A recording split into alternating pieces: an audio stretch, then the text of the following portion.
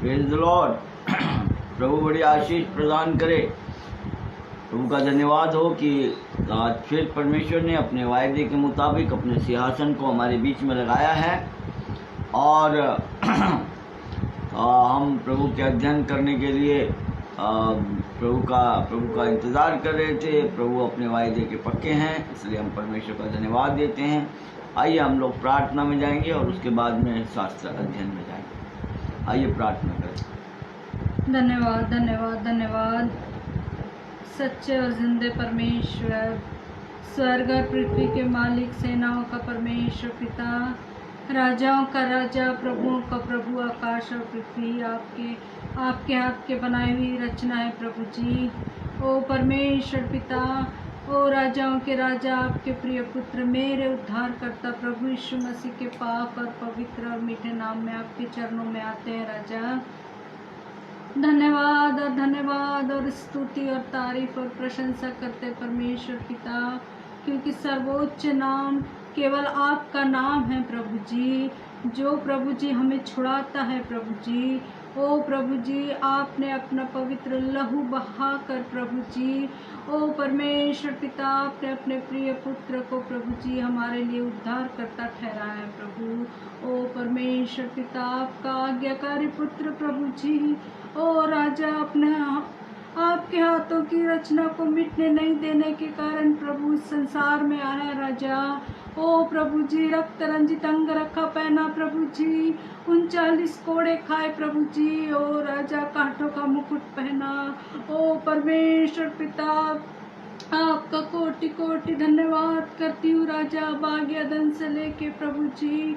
ओ परमेश्वर पिता, आपका प्रेम प्रभु, आपका प्यार प्रभु हम मनुष्य जाति के ऊपर से नहीं उठने पाया प्रभु।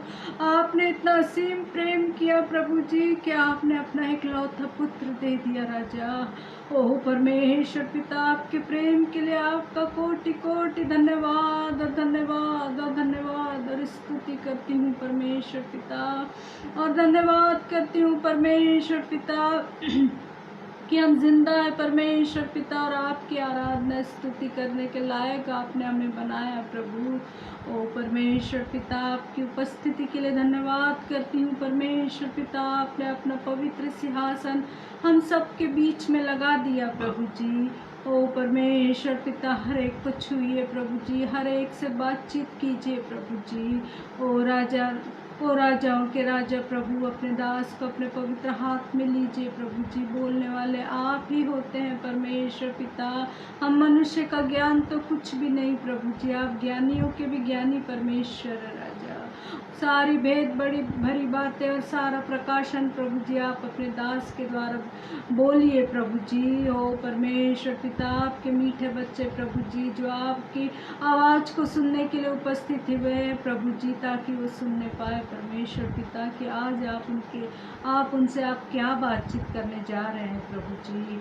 ओ परमेश्वर पिता, सत्य केवल आप है प्रभु, और आप ही रहेंगे प्रभु, क्योंकि आप आदि और अंत है परमेश्वर पिता, आपको छोड़ और कोई परमेश्वर है ही नहीं परमेश्वर पिता।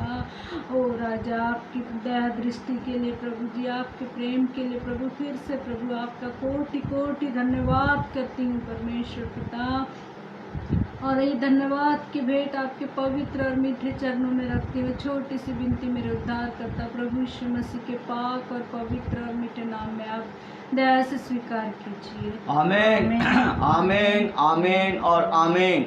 आइए परमेश्वर का प्रभु के नाम में एक बार फिर से आप लोगों का आप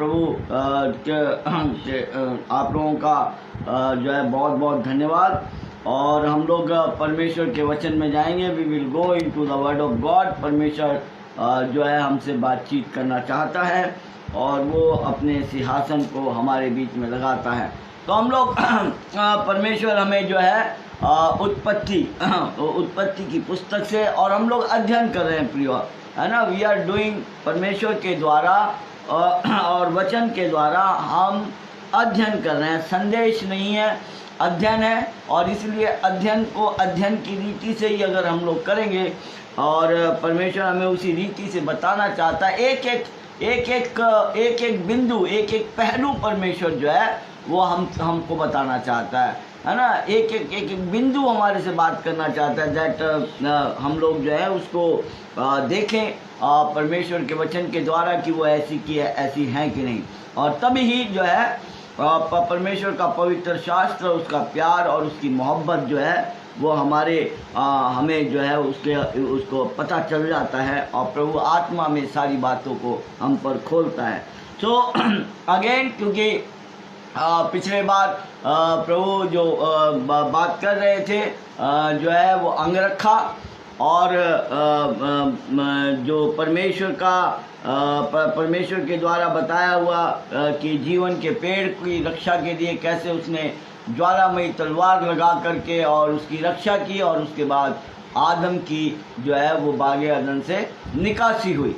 तो प्रियो, हम लोग देख रहे थे उस रक्त रंजित अंगरखे के बारे में, और वो रक्त रंजित अंगरखा जो है, जो यहाँ पर परमेश्वर ने पशु को बलिदान करके जो उसने आदम और हवा को पहनाया, इसकी जो आगे की जो स्टोरी है वो पाँचवें अध्याय के बाद और जो है फ्लड आने के बाद से विस्तार से हम उन तमाम चीज़ों को देखेंगे कि वो रक्त रंजित कोट का कितना बड़ा महत्व है, जो परमेश्वर ने जो है हमें यानी मनुष्य जाति को उसने बागे अदन के अंदर दिया था। फिर हमने पिछले बार हमने देखा था परमेश्वर के वचन से कि अय्यूब के उदाहरण को हमने देखा था, अय्यूब के उदाहरण को, कि यीशु मसीह उत्पत्ति की पुस्तक में, और हम लोग 49 में उसमें गए थे जहाँ याकूब जो है वो अपने पूरे 12 बेटों को बुलाकर और आशीर्वाद देता है और बतलाता है कि राजदंड तो यहूदा के वंश से आएगा। फिर उसने हमें बताया कि कैसे दान का नाश है ना, दान का कैसे नाश हुआ। वचन के अनुसार वो बतलाता है भविष्यवाणी के अंदर कि वो नाग है ना, और इसीलिए प्रकाशित वाक्य के अंदर हमने देखा कि एफ्रेम को जो है दान का गोत्र वहाँ से जो है वो निकाला गया। जब प्रकाशित वाक्य के अंदर 12 हजार इजराइलियों के ऊपर छाप की गई 1,44,000 पर, वहाँ इजराइल का उसका अपना एक कुल पूरा नाश हो गया, और उसकी जगह मनुष्य का कुल जो है वो वहाँ पर आ गया, और यूसुफ का कुल वैसे ही बरकरार रहा। और परमेश्वर के वचन के द्वारा हमने ये भी देखा था 48वें वचन के अंदर कि याकूब ने जब यूसुफ को अपने पास बुलाया तो उसने कहा ये दोनों बेटे मेरे हैं और इनको ये इज़राइल होंगे, उनको नाम दिया इज़राइल, है ना। तो अगर हम उस रीति से अगर परमेश्वर के वचन की गहराई से अगर देखें तो ये दोनों नाम एक तो उनके दादा को मिला और फिर मनश्शे और अप्रेम को मिला इज़राइल। तो परमेश्वर का वचन बार बार हमें बतलाता है कि इज़राइल कोई जाति नहीं है, इज़राइल कोई धर्म नहीं है, इज़राइल परमेश्वर के का दिया हुआ नया नाम है, और परमेश्वर वही नया नाम जो है वो हमको देता है ना। भेद की बात यही छुपी है कि परमेश्वर, और बड़े डीप में प्रभु जो है वो हमें आगे समझाएगा।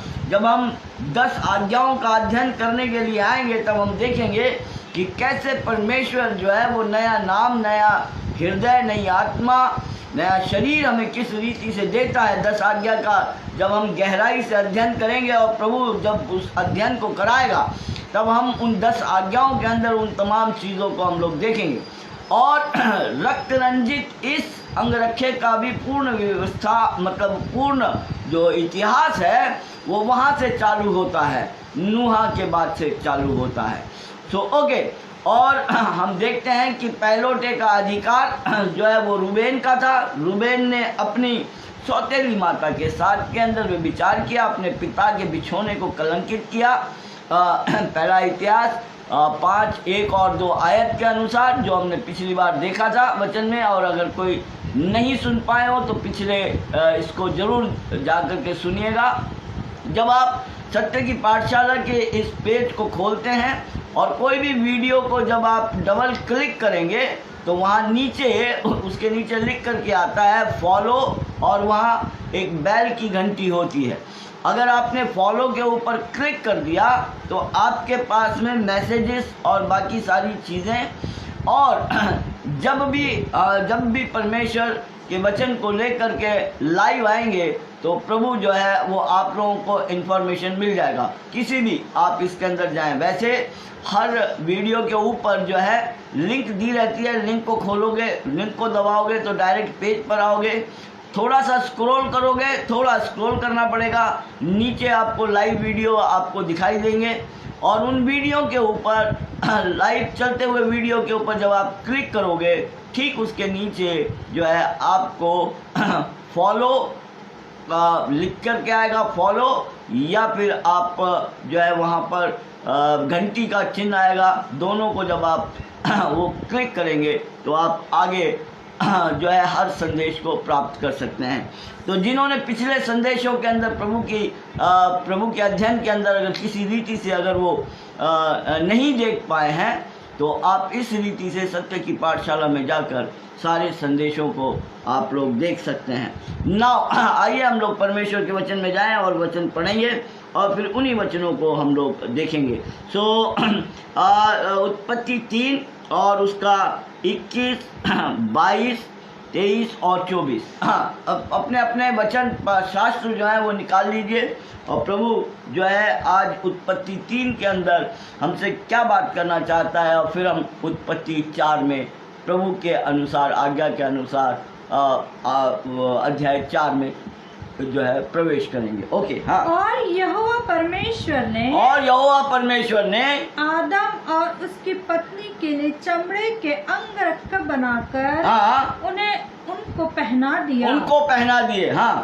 फिर यहोवा परमेश्वर ने कहा, मनुष्य भले बुरे का ज्ञान पाकर हम में से एक समान हो गया है। हम में से एक के समान हो गया है। हाँ। इसलिए अब ऐसा न हो कि वो हाथ बढ़ाकर जीवन के वृक्ष का फल भी तोड़ के खा ले और सदा जीवित रहे। हाँ। इसलिए यहोवा परमेश्वर ने उनको अदन की वाटिका में से निकाल दिया। वह उस भूमि पर खेती करे जिसमें से वह बनाया गया था। इसलिए आदम को उसने निकाल दिया और जीवन के वृक्ष के मार्ग का पहरा देने के लिए अदन की वाटिका के पूर्व की ओर करूबों को और चारों ओर घूमने वाली ज्वाला में तलवार को भी नियुक्त कर।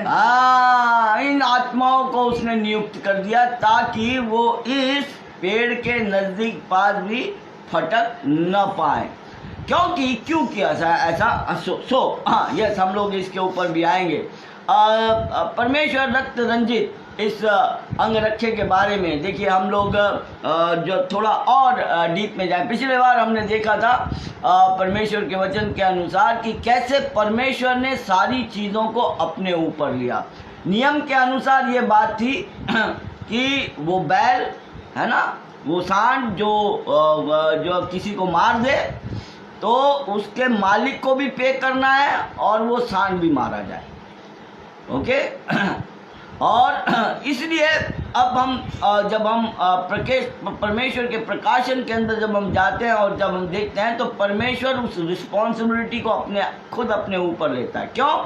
क्योंकि लूसीफर और स्वर्गदूत परमेश्वर की क्रिएशन है, और उस पशु ने जो है इसको, हम भी उसकी क्रिएशन है और वो भी उसकी क्रिएशन थी, लेकिन उस पशु ने, इसलिए उस मालिक ने दोनों के दंड को अपने ऊपर ले लिया, है ना। भेद की बात ये छुपी हुई है कि उसने अपने ऊपर ले लिया दोनों के दंड को, और घाव के लिए घाव सहा, है ना, और हमारी सब बातों के लिए, एक एक बातों के लिए, पैर के बदले पैर में कीले ठुकवाई, हाथ के बदले हाथ में कीले ठुकवाई, इसके लिए मस्तिष्क से बुरा करने के लिए कांटों का ताज उसने रखा।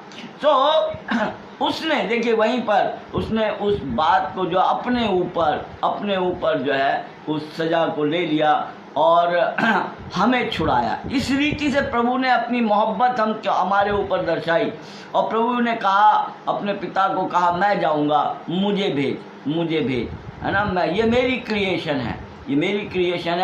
है ना।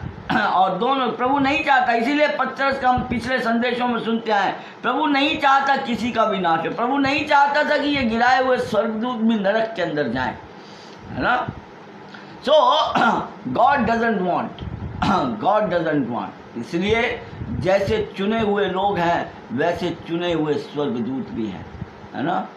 फिर परमेश्वर ने, जब हम आगे देखेंगे जा कर के न्याय के, इससे पहले जब हम बाढ़ के बाद में जब हम आगे आएंगे तब हम इन भेदों के खुलासे को देखेंगे कि परमेश्वर किस रीति से कार्य कर।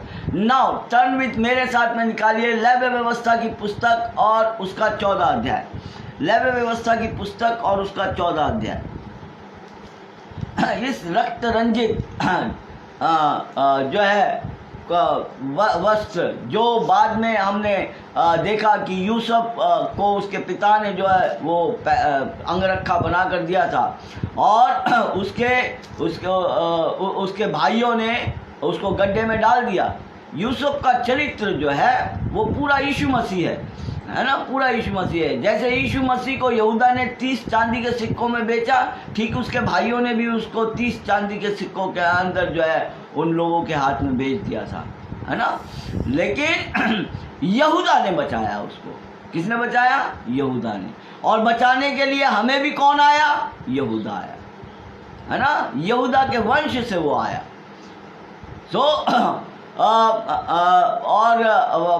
लेकिन पिछले बार हमने डीप में यह भी देखा था कि यीशु मसीह किसी भी मनुष्य का सीड नहीं है, वो तो परमेश्वर की संतान है, वो तो परमेश्वर के अंदर से निकल करके आया था। ओके, तो वो किसी शरीर का वो वंश नहीं है। हम लोग देखेंगे लेवी व्यवस्था और उसका 14, लेवी व्यवस्था और उसका 14, उसका थोड़ा सा आत्मिक खुलासा परमेश्वर हमारे साथ में करना चाहता है वो वचन के द्वारा, ताकि उस रक्त रंजित के बारे में हम और भी थोड़ा सा जो है डीपली जान सके कि वो क्या चीज़ है। यस, तो पहले वचन से लेवी व्यवस्था की पुस्तक और उसका 14 अध्याय पहले वचन से हम लोग 7वें वचन तक पढ़ेंगे। हाँ। फिर यहोवा ने मूसा से कहा, कोढ़ी के शुद्ध ठहराने की व्यवस्था यह है, कोढ़ी के शुद्ध ठहराने की व्यवस्था यह है, वह याजक के पास पहुंचाया जाए, और याजक छावनी के बाहर जाए, क्योंकि कोढ़ी आदमी को छावनी के अंदर यानी जहाँ बसेरा रहता है, जहाँ लोग रहते हैं, वहाँ आने की वो नहीं है। कोढ़ देखिए 2 प्रकार, यहाँ पे ये जो कोढ़ बताया ना, ये सिर्फ सफ़ेद दाग वाला ही कोढ़ नहीं, परंतु ये कोढ़ कई बार जा कर के और महारोग में बदल जाता है, जहाँ इंसान के जो है जो इंसान का शरीर जो है वो गल के गलता है, उंगलियां गल जाती हैं। आपने देखे होंगे बहुत से कोढ़ियों को और बहुत से लेपर्सी को, जिनको लेपर्सी भी कहते हैं, है ना, महाकोढ़ जिनको, या कोढ़ महाकोढ़, है ना। आपने देखा होगा वो बेचारे 4 पहिए के छोटे वाले उसके अंदर बैठ करके कई बार वो लोग वो करते हैं। और अब तो बहुत सारे उन लोगों के लिए जो है वो चालू हुआ है, बहुत से एक लेपर्सी मिशन भी है जो कार्य करता है। हाँ, आगे। और याजक छावनी के बाहर जाए, और याजक उस कोढ़ी को देखे, और यदि उसके कोढ़ की व्याधि चंगी हुई हो, तो याजक आज्ञा दे कि शुद्ध ठहराने के लिए 2 शुद्ध और जीवित पक्षी, देवदारू की लकड़ी और लाल रंग का कपड़ा, और जूफा से ये सब लिए जाएं और जूफा से ये सब लिए जाएं, और याजक आज्ञा दे और याजक आज्ञा दे कि एक पक्षी बहते हुए जल के ऊपर बहते हुए जल के ऊपर मिट्टी के पात्र में बलि किया जाए। मिट्टी के पात्र में बलि किया जाए। हाँ, तब वह जीवित पक्षी को देवदारू की लकड़ी और लाल रंग के कपड़े और जूफा इन सबों को लेकर एक संग उस पक्षी के लहू में जो बहते हुए जल के ऊपर बलि किया गया है डुबा दे। किसमें डुबा दे? पहले वो एक दो पंछी के अंदर से एक पक्षी के लहू के अंदर दूसरे उस पंछी को लाल कपड़ा और ये लकड़ी और ये जूफा ये सारी चीजों के साथ में उसके अंदर डुबो दे, रक्त रंजित कर दे उनको। जिस पक्षी ना आगे और कोढ़ से शुद्ध ठहरने वाले पर 7 बार छिड़क कर उसको शुद्ध ठहराए। हाँ, तब उस जीवित पक्षी को मैदान में छोड़ दे। कब छोड़ना है? और देखिए, कोढ़ जो है बाइबल लेवे व्यवस्था 26 अध्याय के अनुसार आत्मिक रीति से जितनी भी व्याधियां मनुष्य के अंदर, जितनी भी बीमारियां, जितने भी महारोग, इट इज अ सिन। ये पाप है और कोढ़ महापाप है। और जैसे पाप के कारण आदमी गल गल के पिस के मरता है, ये पाप इंसान को धीरे धीरे ये बड़ा मीठा जहर है। ये इंसान को धीरे धीरे इसलिए परमेश्वर का वचन कहता है लुके छुपे की रोटी बड़ी मीठी लगती है, लेकिन बाद में कंकड़ों से मुंह भर जाता है। लुक छुप की रोटी। यहाँ पर देखिए इसमें यहाँ पर परमेश्वर ये कहता है, और यही उदाहरण उद्धार के सुसमाचार में जब प्रभु के क्रूस की कथा में जब हम लोग आएंगे तब परमेश्वर हमें ये बतलाएगा इस बात के बारे में। और बैप्टिज्म जिसको हम कहते हैं, बैप्टिज्म का मतलब भी होता है डूबना। बैप्टिज्म का मतलब डूबना। कोई एक रीति नहीं, कोई रिवाज नहीं, कोई कुछ नहीं, वो सारी चीज़ें आत्मा से होती हैं। और इसलिए रीति रिवाजों के चक्कर में परमेश्वर जो है वो अपने बच्चों को जाने देना चाहता नहीं है। और बैप्टिज्म, वास्तव में बैप्टिज्म क्या होता है ना, वो हम लोग देखेंगे। यहाँ पे याजक जाए कहाँ? पापी के पास में, और खड़ा रह करके देखे कि इसने पाप करना छोड़ दिया क्या, इसकी बीमारी चली गई क्या, कोई सफेद दाग तो नहीं दिख रहा, कोई इसके हाथ पैर गलते हुए नजर तो नहीं आ रहे। अगर ये बात सब ठीक है, ठीक वही चीज जो है आत्मिक जीवन के अंदर नजर आती है कि परमेश्वर ने अगर आपको प्रभु का दास किसको डुबाना है, किसको डुबोना है, किसके ऊपर छिड़कना है, देखना है ना। नहीं तो आप एक सूखे पापी को डुबाते हो और गीले पापी को बाहर निकालते हो। याजक का कार्य है या उस चरवाहे का कार्य है कि वो उसको देखे कि कोई इसका जीवन कैसा है, क्या अभी भी पाप इसके अंदर है, तो कभी भी उसको ना डुबाए। जो है वो मंडली की संख्या बढ़ाने के लिए पानी छिड़कने की कोई आवश्यकता नहीं है, और ना उसको डुबाने की आवश्यकता है। अनटिल एंड अनलेस उसके अंदर से जो है वो पाप का कीड़ा अगर मर नहीं जाता, वो बीमारी, कोढ़ का रोग जो है वो महारोग, महापाप है। और उसके लिए परमेश्वर ने जो है वो 2 नियम दिए। क्या? कि 2 पंछियों को लेकर दो पुंडुक को लेना है ना, 2 पुंडुक। क्यों नहीं यहाँ पे उसने क्यों नहीं कहा कि भेड़ को लाना, क्यों नहीं कहा बकरे को लाना, क्यों नहीं कहा गाय को लाना, है ना, क्यों नहीं कहा बाकी किसी पशु को लाना? क्यों? क्योंकि ये ऑलरेडी तो बेचारा महामारी से जो है वो त्रस्त आदमी है, ये कंगाल हो चुका है, इसके पास में कुछ नहीं है। सो जिसके पास में कुछ नहीं रहता, उनको अपने शुद्धिकरण के लिए या अपनी पाप बलि देने के लिए, उनके लिए जो नियुक्त के लेवी व्यवस्था की पुस्तक, आइए लेवी व्यवस्था की पुस्तक, लेवी व्यवस्था की पुस्तक, लेवी उसका 5वां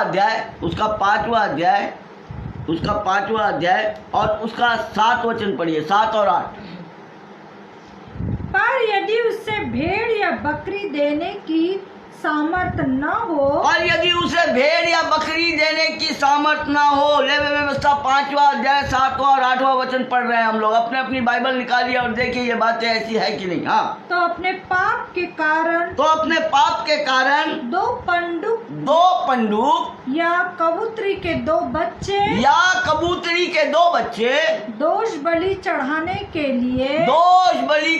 के लिए यहोवा के पास ले आए। हाँ, उनमें से एक तो पाप बलि के लिए और दूसरा होम बलि के लिए। हाँ, वह उनको याजक के पास ले आए, और याजक पाप बलि को पहले चढ़ाए, और उसका सिर गले से मरोड़ डाले, पर अलग ना करे। ओके, सो ये 2 पक्षियों की व्यवस्था परमेश्वर ने दी थी, है ना। अब वो 2 पक्षी, लेकिन यहाँ पर एक पक्षी को छोड़ दिया। अब यहाँ पर परमेश्वर बतलाता है, देखिए प्रभु यीशु मसीह मेरे लिए कंगाल बना, परमेश्वर यीशु मसीह आपके लिए कंगाल बना।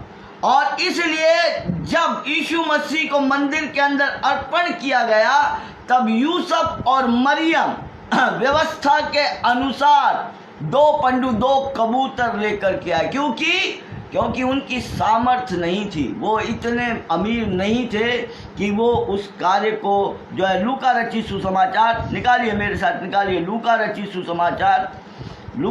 सुसमाचार और उसका 2रा अध्याय, लूका रचित सुसमाचार,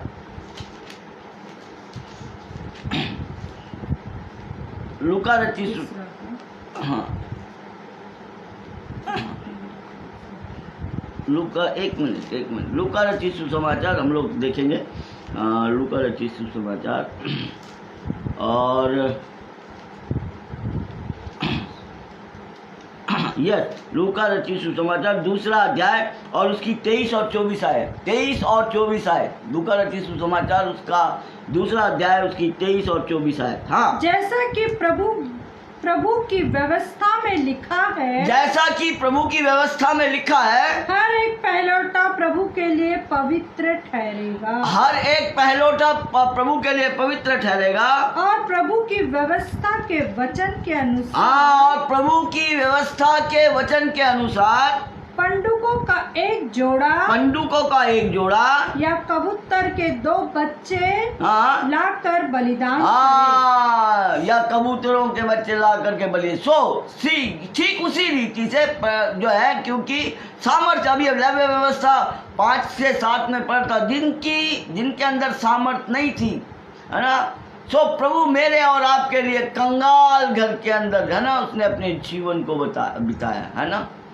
कंगाल, है ना, कंगाली को लिए, मेरे और आपके लिए वो कंगाल बना। और वो 2 कबूतरों के बच्चे जो है उसके लिए विधि के अनुसार अर्पण करते समय जो है वो चढ़ाए गए। हम यहाँ पर देखते हैं।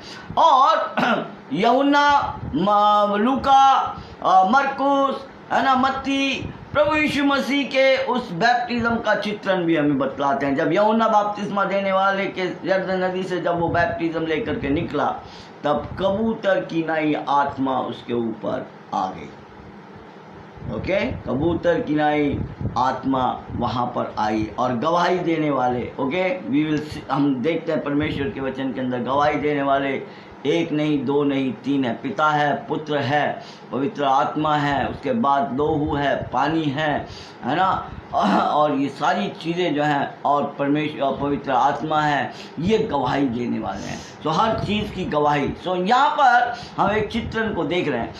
प्रभु कहता है इस याजक को कि उसे मिट्टी के पात्र में बहते हुए जल के ऊपर एक पक्षी को जो है वो करें, क्या करें, बलि करें, और उसके लहू में जो है वो दूसरा वाला जो पक्षी है उसको लोहू में डुबो दें। और कितने बार डुबाएं? 7 बार। परमेश्वर अपने वचन के द्वारा जब हमसे बातचीत करेगा आगे, ये 7 का भी बड़ा महत्व है।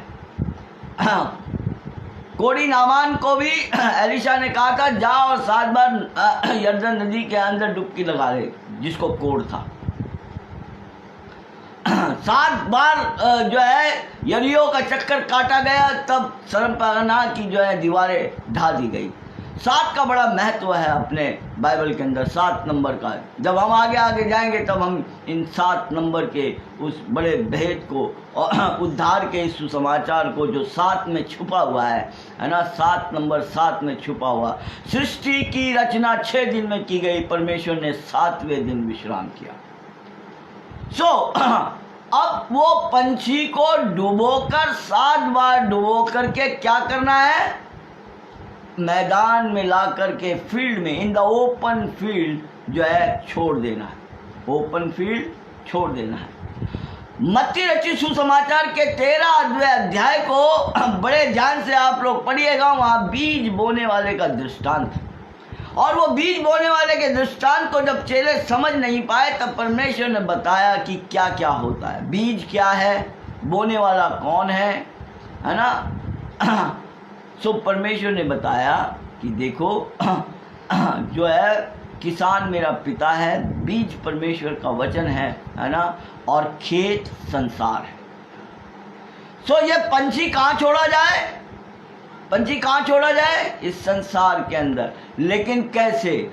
प्रियो, जब हम रक्त रंजित उस प्रभु यीशु मसीह के देखिए, अभी यहाँ पर ये जो प्रकाशन है वो इसलिए है कि ये रक्त रंजित जो परमेश्वर ने बागे अदन के अंदर जो अंग रखा आदम को दिया था, ये अंग रखा आगे चुरा लिया गया और लोगों ने जबरदस्ती संसार के ऊपर राज्य किया।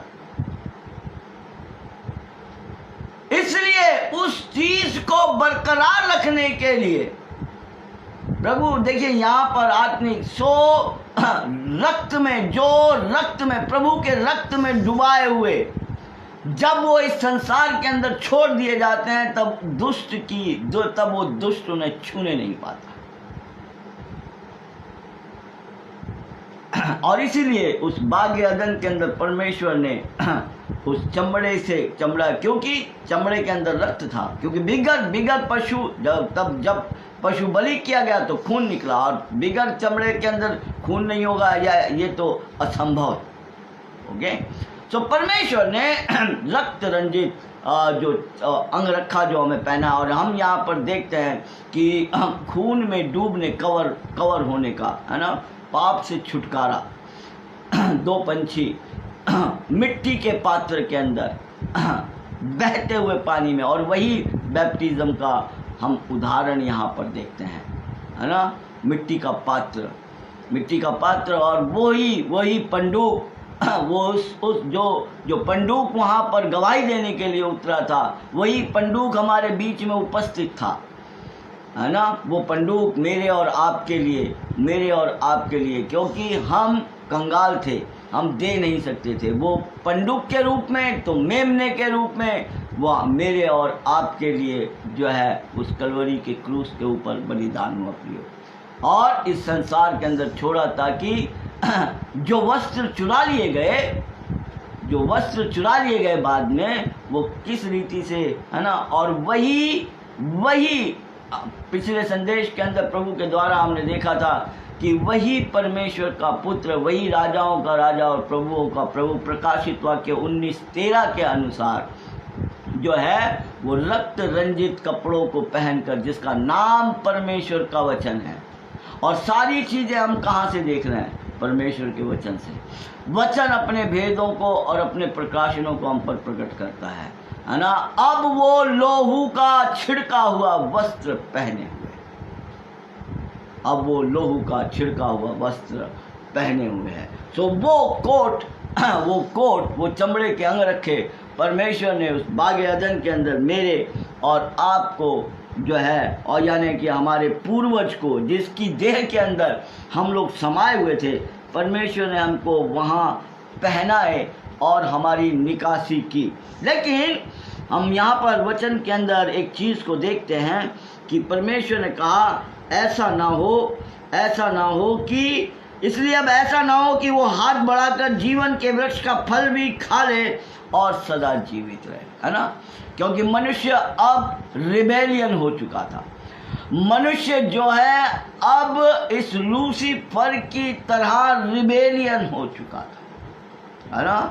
सो कभी जो है वो जीवन के वृक्ष तक पहुंचने की कोशिश भी न करे, और इसलिए परमेश्वर ने वहाँ करूबों की और ज्वालामयी तलवार जो है इस जीवन के वृक्ष, क्यों ऐसा क्यों प्रियो, परमेश्वर का वचन इसलिए बार बार बतलाता है समय। पिछले संदेशों के अंदर हमने देखा आदम को उसने क्यों बचा लिया, भूमि को क्यों उसने श्राप दिया। हमने बैलों के उस उदाहरण को देखा, क्योंकि गॉड जो है, God is doing his work according to his divine law और इन हिज टाइम, उससे पहले नहीं। इसलिए परमेश्वर ने यहाँ पर इन आत्माओं के द्वारा, इन कुरूबों के द्वारा, इस ज्वालामयी तलवार के द्वारा परमेश्वर ने जीवन के वृक्ष की रक्षा की, है ना, लगा दिया। अब मनुष्य जो है वहाँ तक पहुँच नहीं सकता, संसार के अंदर एक कहावत है, नंगों से खुदा डरे, है ना। जो इंसान गिर जाता है, जब नंगाई प्यार, जब शैतान ने इतने, लूसीफर ने इतने सारे कार्य किए, एक कहावत है संसार के अंदर, है ना।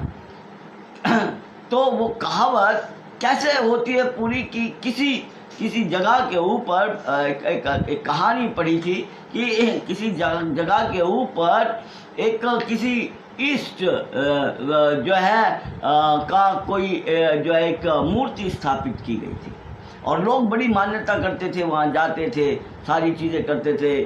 उसके ऊपर एक घंटा बंधा हुआ था, गांव का उरूस होता था, लोग हमेशा वहाँ जमा होते थे, लेकिन वो बहुत दूर था, जंगल में था वो जंगल में था।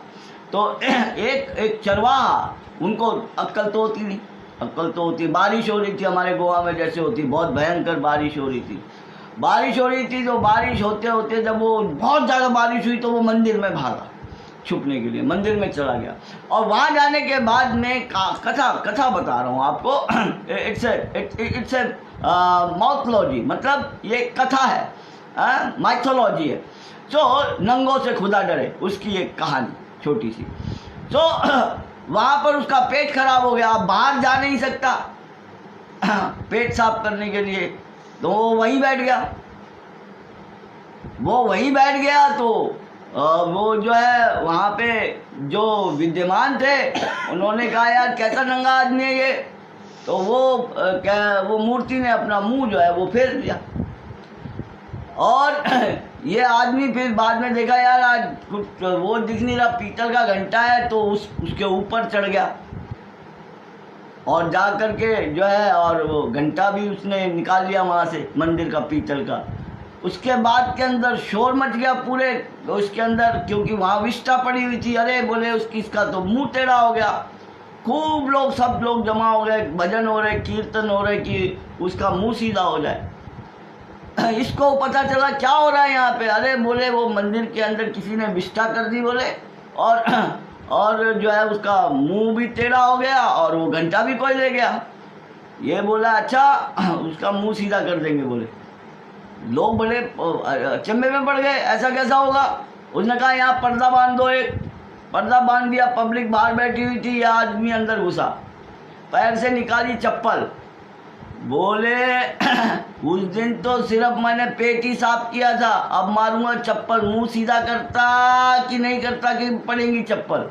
तो बेचारे ने सोचा यार उस दिन तो इसने ये सब काम कर दिए, नंगा हो गया यहाँ पे, है ना, अब भलाई इसमें कि इससे जूते खाने की बजाय मुंह सीधा कर लो। और पर्दा हटा दिया गया, लोग उसको मानने लग गए और उसकी जय जयकार करें। तो इसलिए को कहावत चली, नंगों से खुदा डरे, है ना। सो प्रियो, परमेश्वर का वचन यहाँ पर हमको एक सिंपल कहानी छोटी सी जो है वो बताए कि किस रीति से जो है ये जो परमेश्वर को जो न मानने वाले लोग हैं, किस हद तक और कहाँ तक वो लोग गुजर जाते हैं, है ना। कौन सी हद तक परमेश्वर को मारने पीटने के लिए, है ना, उसके साथ में, है ना, संसार की कुछ कुछ कहावतें जो हैं वो हमारे जीवनों के ऊपर भी बहुत बड़ा असर डालती हैं और वो हमें बतलाती हैं। सो परमेश्वर का वचन, इसलिए अब ऐसा ना हो कि यह हाथ बढ़ाकर जीवन के वृक्ष का फल भी तोड़ के खा ले और सदा जीवित रहे, है ना।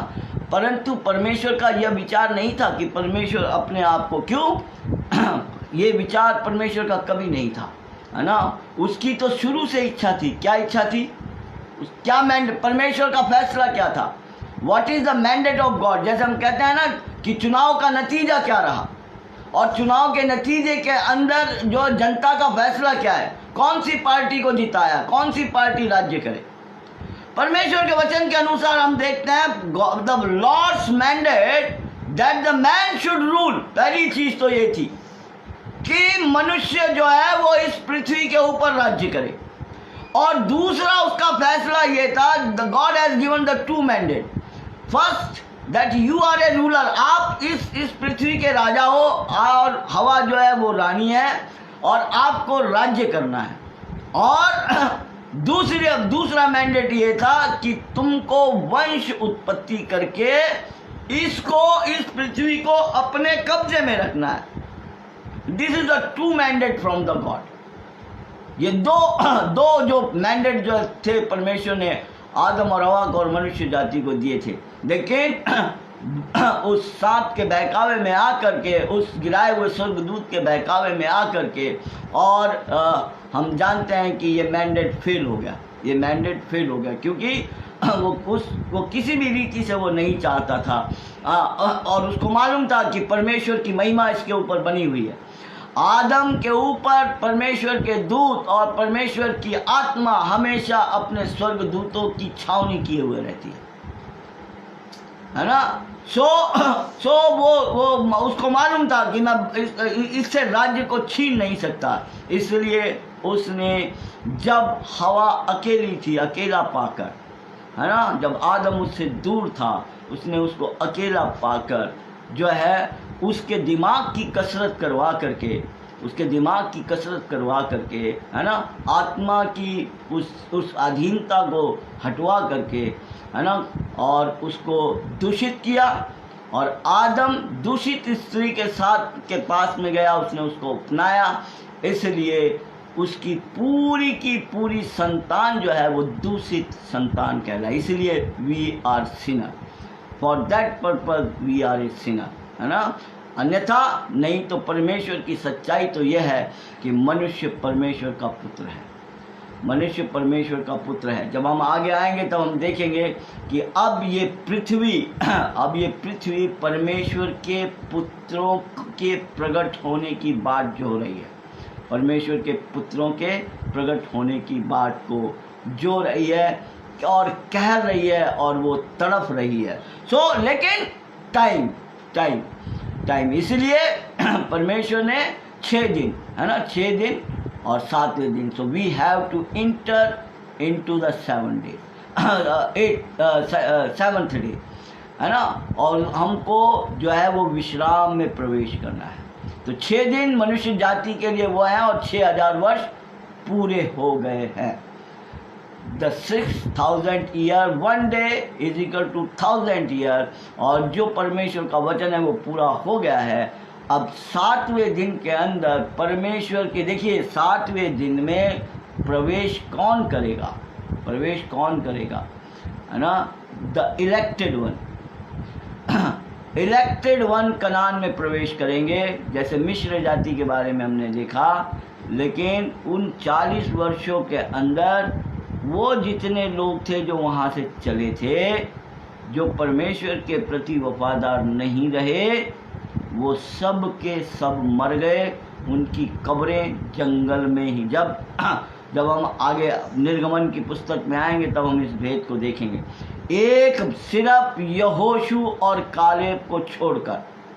वचन बतलाता है अगर हम उसको मल्टीप्लाई करें तो 6 लाख लोग, ऐसे 6 लाख लोग जो पैदल चलने वाले निकले थे। तो अगर एक परिवार के 4 सदस्य भी को भी आप पकड़ो तो 24 लाख लोग, 24 लाख जो है वो ये मनुष्य जाति जो अपने आप को इज़राइल कहलाती है वो मिस्र से बाहर निकली। लेकिन कनान में प्रवेश करने वाले 2 लोग थे, एक यहोशू और एक कालेब। यानी परमेश्वर की चुनवाई देखिए, 12 लाख में से एक।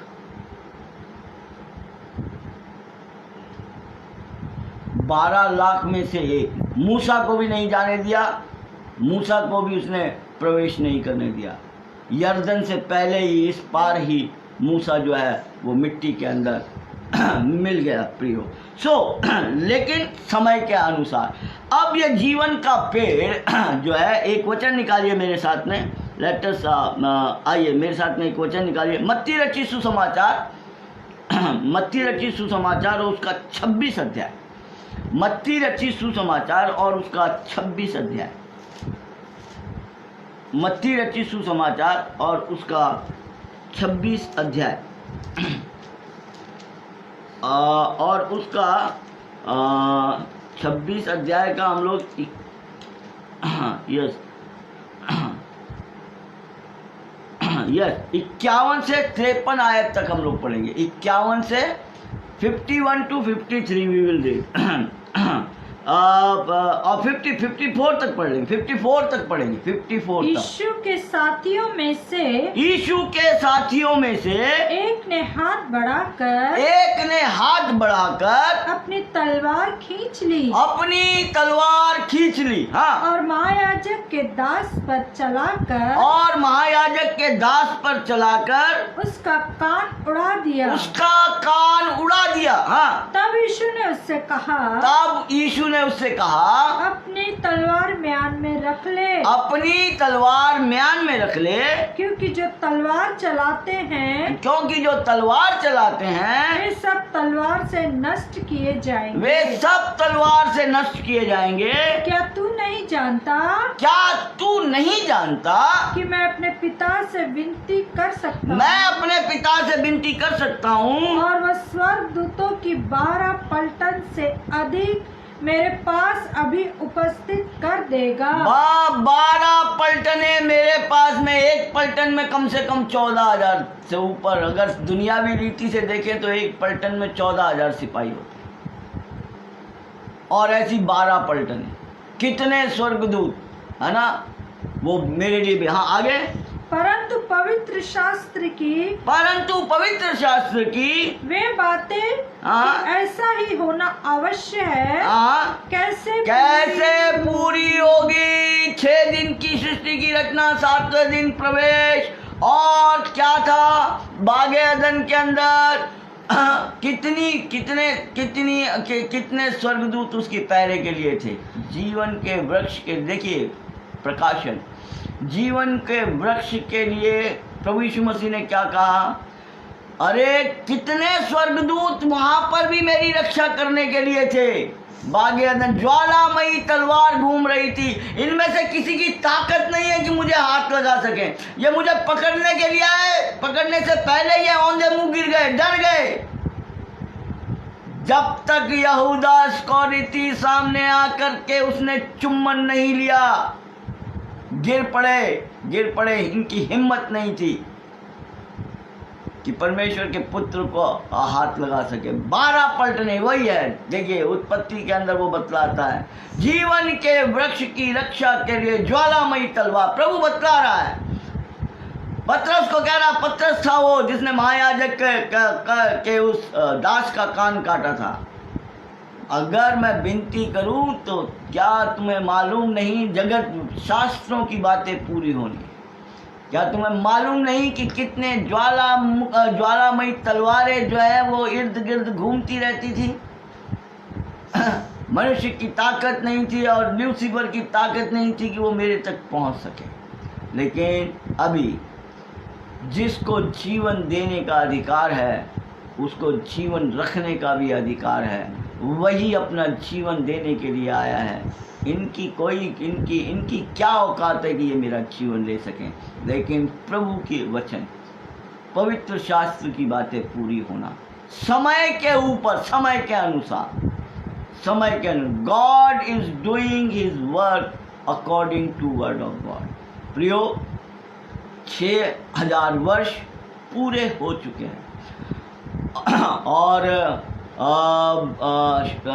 परसों जब हम लोग आएंगे तो ये जो है सत्य की पाठशाला के अंदर आप जब पेज को खोलेंगे उसमें पोस्ट में जाना और आपको जो है वो सिलसिलेवार जो है वो घटनाक्रम जो है आदम से लेकर के अब तक के घटनाक्रम का पूरा ब्यौरा लिखित नोट आपको मिलेगा।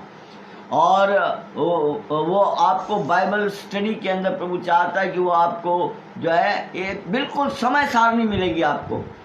आदम के 130 वर्ष से शुरू होकर के अब तक कैसे 6000 वर्ष, तो उसके पार्ट्स हैं। अभी उसके अंदर 2 पार्ट डाले गए हैं, बाकी के पार्ट्स हम लोग आगे उसके अंदर प्रभु जैसे जैसे अपने भेदों और प्रकाशनों को खोलेगा उसके अनुसार जो है उसके अंदर बाकी के पोस्ट भी और अध्ययन जो है उसके अंदर डाला जाएगा। तो आप पोस्ट भी अगर कोई आए तो आप पढ़ लीजिएगा, लेकिन वो सब नोटिफिकेशन आने के लिए फिर आपसे विनती है सत्य की पाठशाला के अंदर जाइए, उस पेज आएगा उसको रोल करिए। उसके बाद के अंदर जब लाइव वीडियो चालू होते हैं उसको 2 बार जब आप क्लिक करेंगे तो नीचे आपको फॉलो और जो है घंटी की बेल दिखाई देगी। अगर आपने फॉलो उसको वो कर दिया और बेल को दबा दिया तो आपके मोबाइल में आपको हमेशा नोटिफिकेशन मिलता रहेगा कि क्या नई चीज़ सत्य की पाठशाला के अंदर डाली। मैं आपको शेयर वगैरह करने की बात नहीं कह रहा हूँ,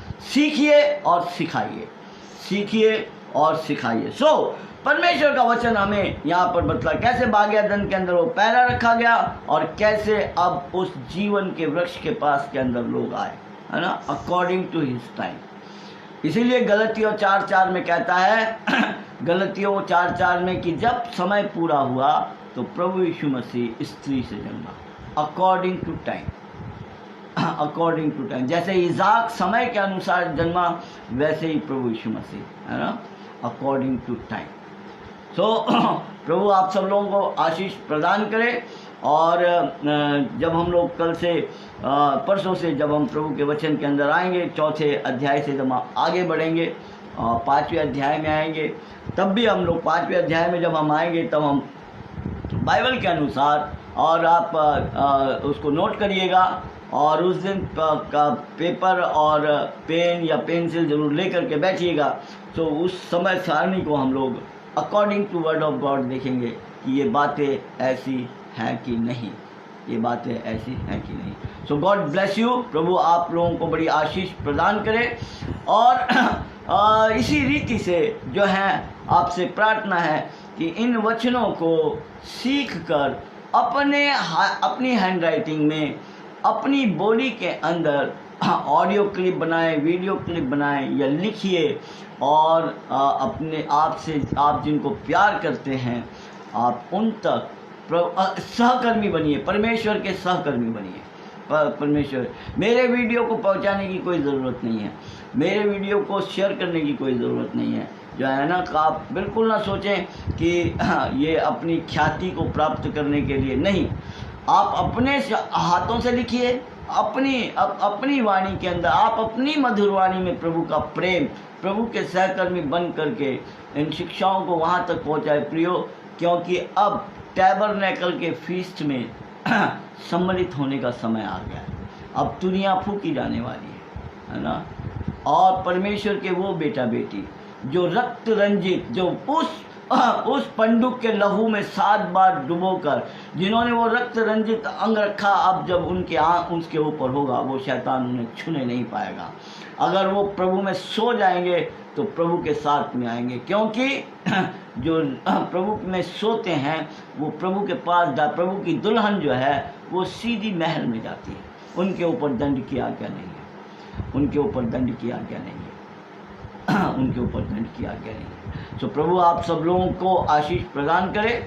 और आइए हम लोग प्रार्थना करेंगे, और प्रभु ने चाहा तो हम लोग परसों फिर प्रभु के साथ में जो है प्रभु के द्वारा शास्त्र अध्ययन को आगे बढ़ाएंगे। स्वर्गीय पिता, हम आपके कदमों में आते हैं, धन्यवाद, स्तुति, तारीफ और प्रशंसा करते हैं प्रभु जी कि आपने एक बार फिर से अपने सिंहासन को हमारे बीच में लगाया, और प्रभु जी आपने अपने वचन को हमारे बीच में तोड़ा प्रभु, हमारी भूखी और प्यासी आत्माओं को तृप्त किया प्रभु जी, इसलिए हम आपका धन्यवाद देते हैं प्रभु जी आपके इन प्यारे बच्चों को जो सुन रहे हैं, जो देख रहे हैं पिता परमेश्वर, और जो बाद में भी देखते हैं प्रभु जी, उन तमाम लोगों को आपके पवित्र हाथों में सौंपता हूँ प्रभु। तेरे चुने हुए दास प्रभु जी जो तेरे सहकर्मी हैं, और इस पूरे विश्व के अंदर अलग अलग जगहों के ऊपर प्रभु जो तेरे वचन की सेवा कर रहे हैं प्रभु जी, ऐसे तेरे तमाम दास और दासियों को, उन दासियों को भी जो प्रभु अपने पतियों के साथ कंधे से कंधा मिलाकर पिता परमेश्वर तेरे इस कार्य के अंदर लगी हैं प्रभु, उन बहनों को, उनके बच्चों को, उनके परिवार को, उनके माता पिता को, उनके रिश्तेदारों को प्रभु जी आशीषित कीजिए। उनकी ज़रूरतों को अपने स्वर्गीय भंडार से पूरा, अपना वायदा उनके जीवन में पूरा करो प्रभु जी। रहने के लिए छत प्रभु जी, और प्रभु रोज की रोटी आप उन्हें प्रदान करें प्रभु जी, और प्रभु अपने रक्त रंजित अंग रखे के द्वारा उन्हें सुशोभित करें, ताकि दुष्ट और शैतान उन्हें छूने ना पाए प्रभु जी। उनकी हर ज़रूरतों को आप पूरा करिए प्रभु जी। उनके बेटे बेटियों को, पति पत्नियों को पिता परमेश्वर, दामाद और बेटियों को पिता परमेश्वर, तमाम रिश्तेदारों को जो उनसे संबंध रखते हैं, उनके तमाम पड़ोसियों को पिता परमेश्वर प्रभु जी, हर एक को आप उनकी रक्षा करें और उनकी ज़रूरतों को पूरा करें। हमारे देश के लिए प्रार्थना करते हैं, विश्व के लिए प्रार्थना करते हैं, बीमार जो अपने बिस्तर के ऊपर तड़प रहे हैं प्रभु जी, रक्षा और रखवाली कीजिए प्रभु। आपका संदेश उन तक पहुँचे, और प्रभु जी आपके रक्त का छिड़काव उनके ऊपर हो प्रभु जी। बचा लीजिए प्रभु अनाथ बच्चे और बेवा औरतों को प्रभु, उनकी रक्षा कीजिए प्रभु जी। उनकी थाली के अंदर रोटी पहुँचाइए प्रभु जी। हमारे देश के नेताओं के लिए प्रभु जी, देश के तमाम तीनों सेनाओं के लिए प्रभु, तमाम पुलिसकर्मी के लिए, तमाम डॉक्टर और नर्सेस के लिए प्रभु जी, और सेवा में लिप्त चाहे वो केंद्रीय कर्मचारी हों, चाहे वो राज्य के कर्मचारी हों, चाहे वो कॉरपोरेट सेक्टर के कर्मचारी हों प्रभु जी, हर क्षेत्र में जो मनुष्य जाति की अच्छाई के लिए प्रभु जहाँ भी कार्यरत हैं, उनकी रक्षा और रखवाली करें, और प्रभु जी उनके बच्चों को संभालें प्रभु। एक बार फिर से उन तमाम परिवारों को भी याद करते हैं जिन्होंने आज अपने प्रियजनों को प्रभु जी अपने परिवार में से खोया है प्रभु जी, जहाँ पर मातम छाया हुआ है, उन लोगों की रक्षा प्रभु, वो उनको शांति दिए, वो शांति जो दुनिया की समझ से बाहर है प्रभु। अब हमारी आत्मा प्राण देह को आपके पवित्र हाथों में सौंपते हैं, और प्रभु आपकी इच्छा प्रभु जी अगर आप नहीं आए प्रभु, तो परसों फिर प्रभु जी आगे आप अपने वचन के द्वारा हमें अपना अध्ययन कराएं पिता परमेश्वर। हमारे बीच में हाजिर हो, हमारी आत्मा प्राण देह को आपके पवित्र हाथों में सौंपते हुए विनती उद्धार करता प्रभु यीशु मसीह के पाक पवित्र मीठे नाम से मांगते हैं, दया से सुनिए और ग्रहण करिए प्रभु। आमीन, आमीन और आमीन। प्रभु आप सब लोगों को आशीष प्रदान करें। God bless you, God bless you all, God bless you all.